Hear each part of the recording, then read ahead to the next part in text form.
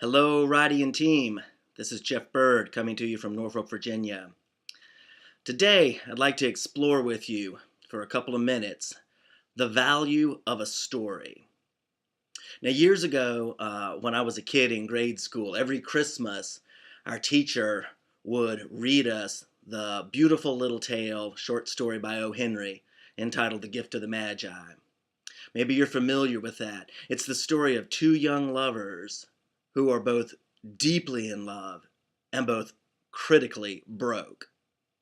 They love each other and they have no money. And at Christmas time, they both want to give something of great value that shows their love for the other.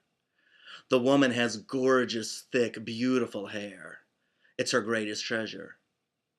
The man has very little, but he does have a gold pocket watch that's been in the family. It's a family heirloom that's come down to him, and it's of some significant worth. Well, he wants to buy her a beautiful hair clip for her incredible hair. She wants to buy him a gold chain for his gold pocket watch, and neither of them have the means. So secretly, unbeknownst to each other on Christmas Eve, she goes out and she cuts her hair to get the money to buy him the gold chain for the pocket watch. Well, unbeknownst to her, he goes out and he sells the pocket watch so he can get her the hair clip for her hair.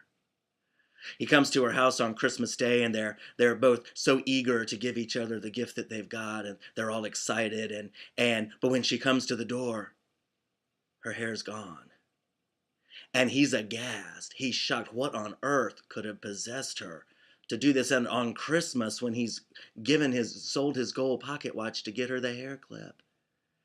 Well, obviously, she explains the story. It's because of her love for him that she cut her hair and sold it to get the money to get him the gold chain. And he has to explain to her, honey, I love you so much. Thank you so much. But I sold the gold pocket watch to get the clip for your hair. So when we see the value of the story, when he looked at her and saw her without the hair, his heart was crushed. He didn't understand. It made no sense.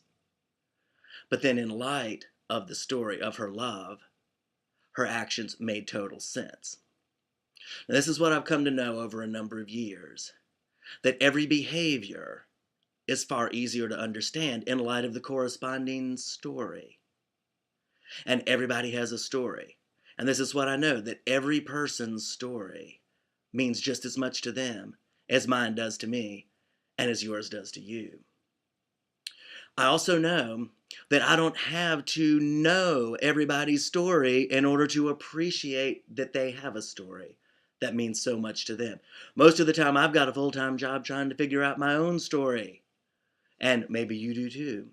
But we can appreciate that each other has stories, and that those stories mean so much and have impacted our lives so much. And we can try to understand, as we're able, another person's story and appreciate them all the more.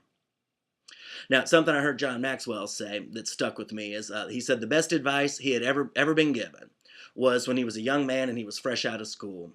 And his father, whom he deeply respected, told him, John, every person that you meet, see a 10 on their forehead.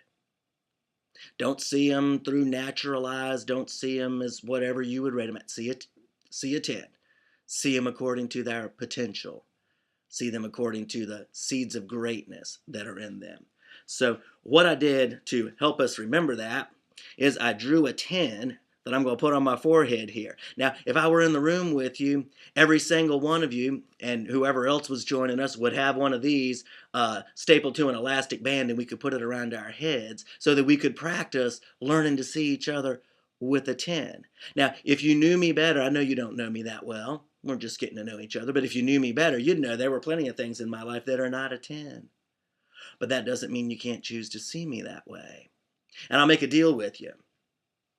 I will, when I'm around you, I will see you with a 10 on your forehead if you'll see me with a 10 on mine. And this is what I know, that when we look at each other with a 10, and when we see the people around us with a 10, when they look back at us, our number starts increasing. Whatever it was at, it's going to go up. We can't give it out without getting it back. Let's go see each other with a 10. Let's make a difference. Let's show some value. Thank you.